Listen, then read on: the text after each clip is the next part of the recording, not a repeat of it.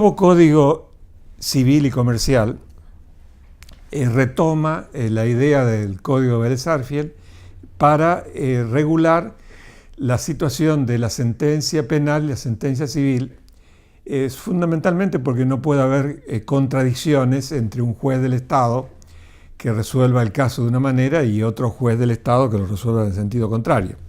Entonces, hay algunas disposiciones del Código Civil y Comercial que han cambiado la redacción de Vélez-Sarsfield, otras la mantienen. Yo voy a hacer una breve referencia a esos cambios, partiendo del texto actual y teniendo en cuenta que efectivamente se tiene que aplicar esta disposición relacionándola con lo que dice el Código Penal en lo que antes expliqué. Entonces, el Código Civil y Comercial regula la situación de la acción penal y la acción civil. Y vuelve a decir lo que decía el Código anterior, en el sentido de que estas acciones son independientes. El texto es el siguiente: la acción civil y la acción penal resultantes del mismo hecho pueden ser ejercidas independientemente. Voy a seguir la redacción porque es interesante verlo. Dice: en los casos en que el hecho dañoso configura al mismo tiempo un delito del derecho criminal, la acción civil puede interponerse ante los jueces penales conforme a las disposiciones de los códigos procesales o las leyes especiales. Quiero puntualizar esto. Habla de derecho de un delito del derecho criminal, con lo cual está empleando una expresión bastante antigua.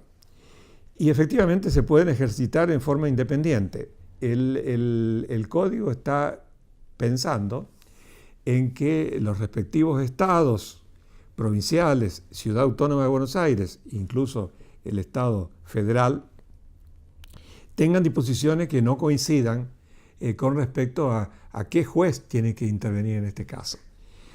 Porque podría interponerse ante el juez civil o ante el juez penal siempre que los respectivos códigos procesales lo admitan. Por lo general, los códigos modernos han desechado la posibilidad de que los jueces en lo penal intervengan en el tema del resarcimiento del daño y en el ejercicio de la acción civil, con lo cual tiene que necesariamente el interesado remitirse al juez penal. Pero las acciones son independientes, como dice el Código. Lo que es interesante es que recogiendo antecedentes doctrinarios y también jurisprudenciales, el Código Civil y Comercial establece en qué casos se puede suspender el dictado de la sentencia civil. Y dice así: si la acción penal precede a la acción civil o es intentada durante su curso, el dictado de la sentencia definitiva debe suspenderse en el proceso civil hasta la conclusión del proceso penal, con lo cual coincide básicamente en lo que decía el Código Vélez-Sarsfield. Pero habla de la excepción de los siguientes casos. Primero, si median causa de extinción de la acción penal. Esto ya trae un problema porque si mediasen causas de extinción de la acción penal, eso no lo puede resolver el juez civil. En todo caso, tiene que resolver el juez penal, salvo que en algunos casos, como dije antes, se admite en algunas jurisdicciones que también el juez penal puede atender al reclamo civil. En segundo lugar, y esto es un agregado que se impuso en virtud de la jurisprudencia sobre el tema, dice: si la dilación del procedimiento penal provoca en los hechos una frustración efectiva del derecho a ser indemnizado. O sea, nuevamente, si el dictado de la sentencia penal civil se interrumpe, La excepción podría ser esta de la dilación del proceso penal provoca efectivamente una restricción efectiva del derecho a ser indemnizado, con lo cual es una decisión que seguramente planteará el afectado por el delito y el juez resolverá aceptar o no que la sentencia penal pueda ser dictada, no obstante que está pendiente el dictado de la sentencia penal. Y el tercer punto, es interesante que haga yo un comentario, porque dice, si la acción civil por reparación del daño está fundada en un factor objetivo de responsabilidad. Acá hay un problema también que merece un comentario. La responsabilidad penal, estrictamente conforme a la Constitución argentina, se puede derivar exclusivamente de dolo o de culpa. No puede haber responsabilidad objetiva en materia penal. Entonces, es muy raro que la responsabilidad del daño se funde en un factor objetivo de responsabilidad.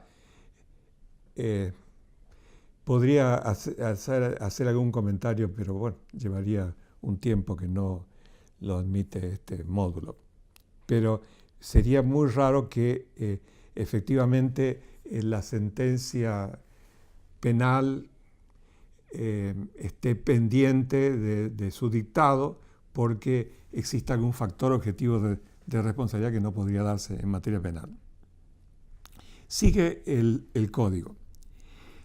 La sentencia penal condenatoria produce efecto de cosa juzgada en el proceso civil respecto a la existencia del hecho principal que constituye el delito y de la culpa del condenado, con lo cual coincide prácticamente con el código anterior, el código originario de Vélez-Sarsfield, que tenía disposiciones similares, pero no impedía la posibilidad de que en la sentencia civil se le encontrase incluso, por supuesto no podía desconocerse la culpa del condenado penalmente, pero podía encontrarse que la responsabilidad se repartiese en su caso, supongamos el caso de un accidente de tránsito con lesiones o muerte, se repartiese la responsabilidad civil teniendo en cuenta la proporción de la culpa de los dos protagonistas del accidente.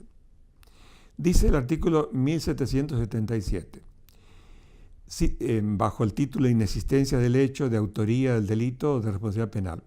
Si la sentencia penal decide que el hecho no existió o el que el sindicado como responsable no participó, estas circunstancias no pueden ser discutidas en el proceso civil, porque efectivamente habría una contradicción inadmisible entre una sentencia y otra. Dice, si la sentencia penal decide que un hecho no constituye delito penal o que no compromete la responsabilidad penal del agente, en el proceso civil puede discutirse libremente este mismo hecho en cuanto a generador de responsabilidad civil. No sería posible que se admitiese por el juez civil un factor de responsabilidad, de atribución de responsabilidad, que sea el mismo que motivó la absolución del imputado en el proceso penal. Agrega que las excusas absolutorias penales no afectan a la acción civil, excepto disposición expresa en contrario. Estoy pensando que el Código Civil en este momento está refiriéndose a excusas absolutorias como los hurtos entre parientes próximos, que efectivamente el mismo Código Penal está posibilitando esta solución que coincide con la del Código Civil. Dice impedimento de reparación del daño. Uno es la prueba de la verdad del hecho reputado calumnioso. No me voy a referir a este punto, sino al siguiente. Dice, en los delitos contra la vida, haber sido autor, coautor o cómplice o no haber impedido el hecho pudiendo hacerlo.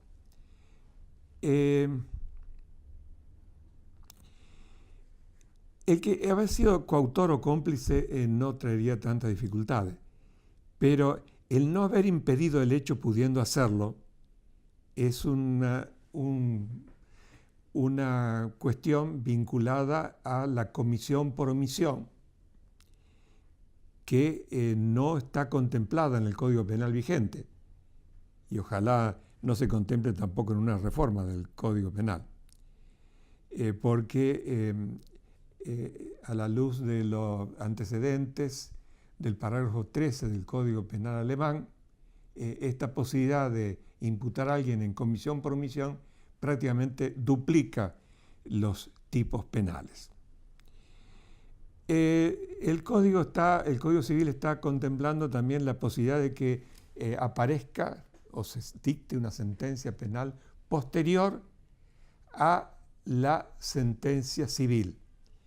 Y dice que una sentencia penal posterior a aquella no produce ningún efecto, salvo en los casos de revisión, o sea, de revisión de la sentencia penal, donde sí habría la posibilidad de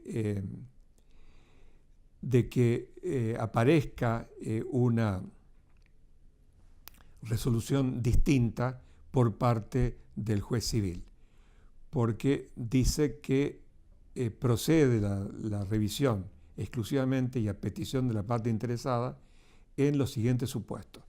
Si la sentencia civil asigna alcance de cosa juzgada, cuestiones penales resueltas en la sentencia penal, y esta es revisada respecto de aquellas cuestiones, excepto que deriven un cambio de legislación.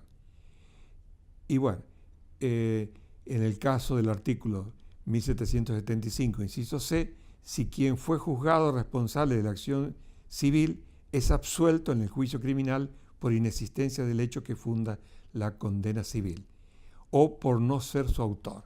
O sea, trata de resolver el código esa posibilidad de colisión entre una sentencia y otra para que no se produzca un fenómeno jurídico que obviamente no tendría respaldo. Y además dice otros casos previstos por la ley, con lo cual deja la posibilidad de que una ley especial resuelva en sentido contrario a lo que establece este Código Civil y Comercial.